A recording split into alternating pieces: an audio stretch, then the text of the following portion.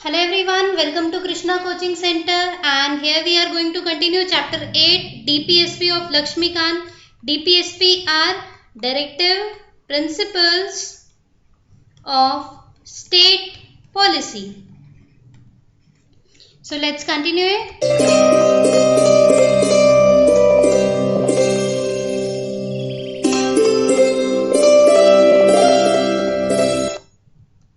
So Directive Principles of State Policy is under Part 4 of Constitution of India और ये आता कहाँ से कहाँ तक है? आर्टिकल 36 से 51 तक. ये होते क्या है? So these are basically the directions which are issued by, which are made by Constitution of India. और किसको देते हैं डायरेक्शन? स्टेट को. So these directions are given to state. किसके लिए? For citizens of India. So these are directions जो Constitution of India issue करता है किसके लिए? Citizens of State of India. But these are not guaranteed rights. Means these are not enforceable by law. क्या मतलब है इसका? कि अगर कोई DPSP कोई स्टेट फॉलो नहीं करता है तो आप उसके खिलाफ पुलिस कंप्लेन नहीं कर सकते हैं. आप उसके खिलाफ हाई कोर्ट सुप्रीम कोर्ट जाके रिट की इशू नहीं करा सकते हैं. तो दीज आर DPSP. क्रिटिसिज्म हम सबसे लास्ट में देखेंगे. It start with article 36. तो आर्टिकल 36 क्या बोलता है? आर्टिकल 36 बताता है स्टेट की definition. And here the definition of state is same as that of part 3 of Constitution. यानी कि Constitution के part 3 में जो डिफाइन था आपका आर्टिकल 12 में, that state is same in article 36. तो आर्टिकल 36 बहुत छोटी सी यही वाली बात कहता है. अब आता है आपका article number 37. So article number 37 किसकी बात कर रहा है? आर्टिकल 37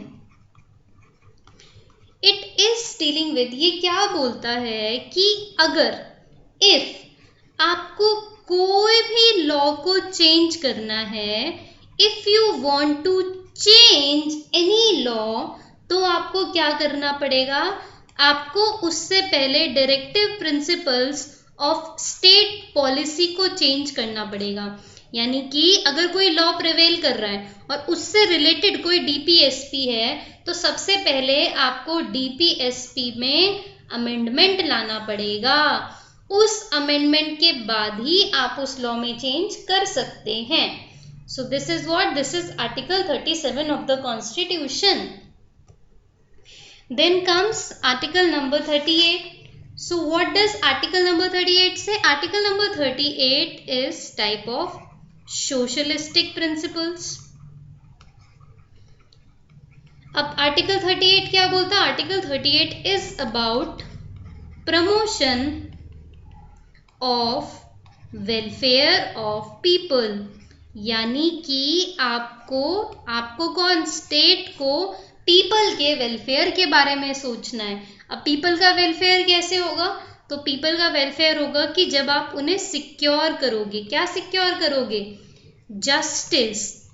कैसा justice? Justice should be social, economic and political.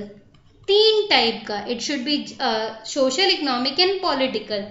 क्योंकि अगर जस्टिस सिक्योर हो गया तो वेलफेयर तो अपने आप हो जाएगा. अब इसके अंदर एक और क्लॉज ऐड किया गया था, 38 clause 2. This was under 44th constitutional amendment act of 1978. This was done by then PM Morarji Desai ji. उन्होंने ऐड किया था. उसमें उन्होंने एक जो चीज ऐड करी थी, दैट वाज कॉन्फिस्केटरी टैक्स रेट्स. इसका मतलब क्या था कि इनकम टैक्स वाले जो होंगे ना, वो एक साथ पूरी प्रॉपर्टी पे अटैक कर सकते हैं. अब इससे क्या होगा? इससे इनकम टैक्स की रेट जिसके यहाँ पड़ी है, अगर उसने कुछ गलत किया है तो उसके पकड़े जाने के चांसेस बहुत ज़्यादा बढ़ गए थे. So this was added in 38 clause 2. Then comes article 39. So article 39 is about certain principles and policy to be followed by state, यानी कि स्टेट को कुछ प्रिंसिपल्स एंड पॉलिसी फॉलो करनी है। ये भी कैसा था, ये भी आपका सोशलिस्टिक प्रिंसिपल ही था। सो इसमें ये क्या बोल रहे हैं, they are telling us about first is adequate means of livelihood, यानी कि हमारा लाइवलीहुड कैसा होना चाहिए, इसमें एडिक्वेट मीन्स होनी चाहिए, यानी कि मेन, वुमेन, चिल्ड्रन, सिटीजन जो भी हैं उनकी लाइवलीहुड जो है प्रॉपर तरीके से मैनेज हो। सेकेंड पॉइंट में इन्होंने क्या बोला कि एक तरीके से जो रिसोर्सेज है ना, उन रिसोर्सेज का डिस्ट्रीब्यूशन प्रॉपर होना चाहिए, यानी कि सोसाइटी में एक तरीके से inequality on the basis of resources नहीं होनी चाहिए। सो रिसोर्सेज कैसे होने चाहिए, रिसोर्सेज का डिस्ट्रीब्यूशन कैसा होना चाहिए, टोटल प्रॉपर डिस्ट्रीब्यूशन होना चाहिए। सी में क्या बोलते हैं, सी में it's all about competition commission of India.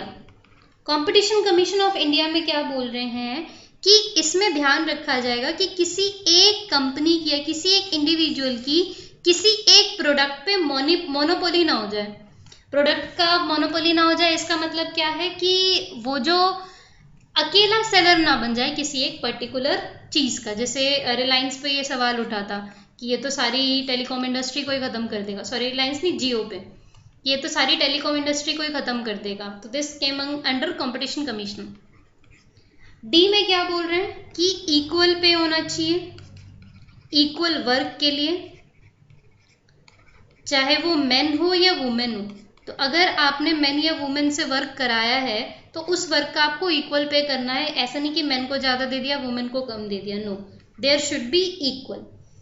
ई में क्या बोल रहे हैं, ई में बोल रहे हैं health and strength of worker, health and strength of workers का ध्यान रखेंगे। वर्कर्स कौन कौन हो सकते हैं, workers could be main, worker could also be the women, और जो चिल्ड्रन हैं उनकी चाइल्डहुड को संभाल के रखा जाएगा, यानी कि बच्चों के बचपन को संभाल के रखा जाएगा।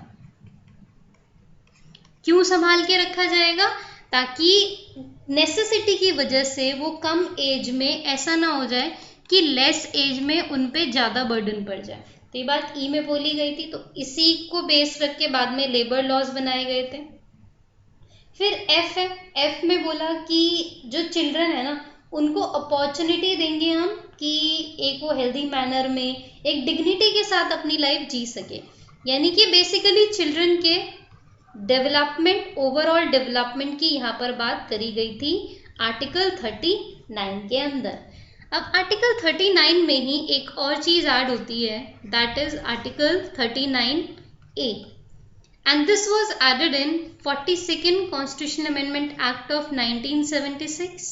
इसमें क्या था कि पहले क्या होता था, अगर मान लो आप पे कोई क्रिमिनल केस है या कोई भी क्रिमिनल केस चल रहा है, तो अगर आप रिच हो तो of course you can afford a very good lawyer, आप एक अच्छा लॉयर अफोर्ड कर सकते हो।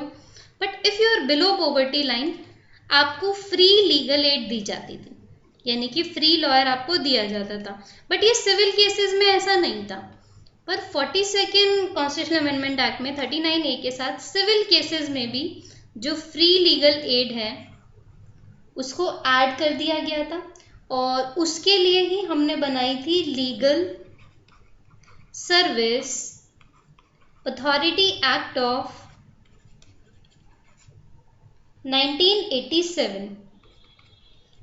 और इसी एक्ट के अंदर we have created NALSA. NALSA is what, NALSA is national legal service authority. इसमें फ्री लॉयर जो है उसको देने की बात करी गई थी। So NALSA was national legal service authority. तो अब सिविल केसेस में भी बिलो पॉवर्टी लाइन वालों को लॉयर मिल सकता है। Then comes article 40. So article 40 से हम आगे के आर्टिकल जो है उसको हम कवर करेंगे अपनी नेक्स्ट वीडियो में.